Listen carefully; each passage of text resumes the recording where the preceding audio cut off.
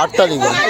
আচ্ছা মাথার সমস্যা হয়ে গেছে, নেশা করি করি অতিরিক্ত মাথার সমস্যা, কারুকে যায় না তো বোনকে ধরে মাতি যায়, আমাকে ধরে মাতি যায়, আমার ছোট ছেলে মাতি যায়, এই একদম পাগল হয়ে গিয়ে ওর মাথায় কোনো দায় কাজ করছে না, কোনো যায় না, একগাল ভাত পানো খায় না। আপনার কি এখান থেকে মেরে তাড়ি দেওয়ার পরে আর কোনো খোঁজ খবর নেন? আমি মাই তাড়ি দেওয়ার পরে আমাকে দেখতে পাচ্ছে না, মারি ফেলার কথা বলছে, ওই জন্য আমার ছোট ছেলে ধরে করে আমি আসিনি তো। আমি বুঝি যে যদি মার ওখান যাই একগাল ভাত ভাত খাই খাবে।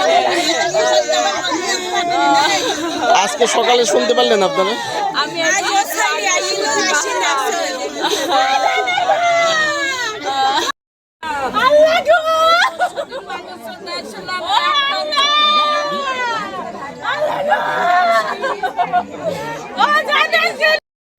ওই ছেলে যাই তো খবর দিলে যে ওর খবর কাজে ফুবু বাপ মরি গিয়ে, মানে সকালে ছেলে সর্বপ্রথম আসে বাড়ি? হ্যাঁ ওই বোধহয় দেখিস পয়লা, ওই ওই যাই দৌড় দৌড় চলে গিয়ে ফুবুর কাজে ফুবু এটা করলে দুঃখ উঠি উঠতে দেহের ভিতর এই এতিমির দন তুই এরা ভাইলে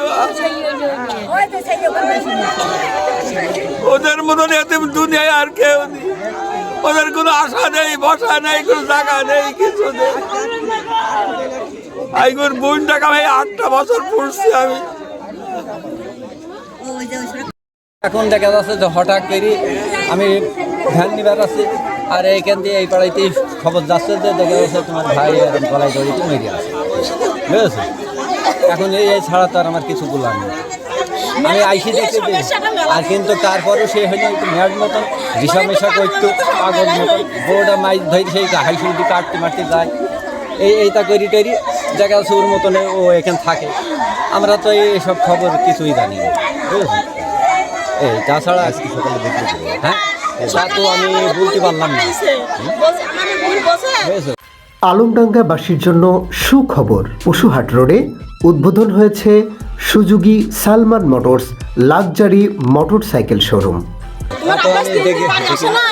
তুমি যাই তোমার আবার দেখে আসো, তো আবার 3 দিন বাড়ি আসে না, কিসের জন্য তুমি একটু দেখে আসো।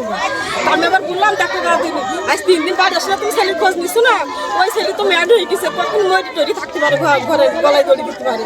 আমার কথাটাই সত্যি, ওর মা ওই ছেলে এসে দেখছে দেয়াল টপতে গেছে কি তা আমি বলতে পারবো না, যাই দেখছে কি যে ওরা আপনার ঝলছে ঘরে দখল দিয়েছিল না, কেমন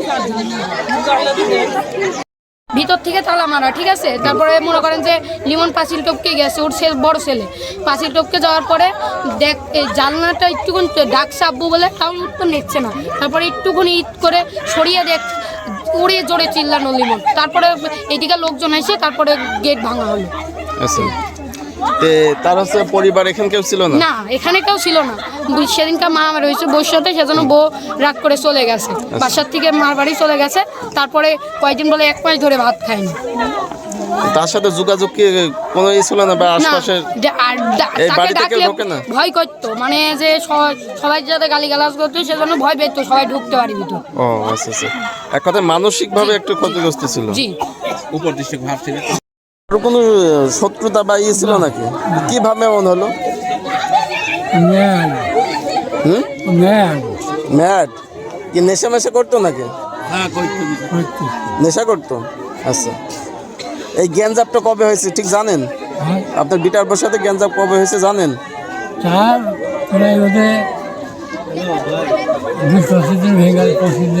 পরশু দিন, 25 দিন। তারপরে আপনার এই সন্তান বা এই যে এর সাথে আপনার কোনো সংযোগ নেই, আপনাদের মানে কোনো যোগাযোগ নেই যে এই গ্যাঞ্জাব হয়েছে? পরবর্তীতে আপনার খোঁজ খবর নেননি? খোঁজ নিলেও বউ বুঝলে যে আমার যাবো না, আসবে না তাই বলছে। ছেলে মেয়ে আছে ওনার? 3 ছেলে। আচ্ছা আচ্ছা। আসলাম, আসার পর দেখছি যেখানে গলায় ধরছি ওখানে ঝুলছে, এই মারামারি জ্ঞান কথা আমরা জানিনি শুনিনি। তো 3 দিন আগে দেখলাম ওই রাস্তা দিয়ে আসছে, আমি বলছি যে সেজন গঞ্জ যাচ্ছি, বলতে ভাই বাড়ি যাচ্ছি বিকালবেলা। ওই বিকালবেলায় 3 দিন আগে দেখাই আসে, ওই ছেলে মেলা আছে।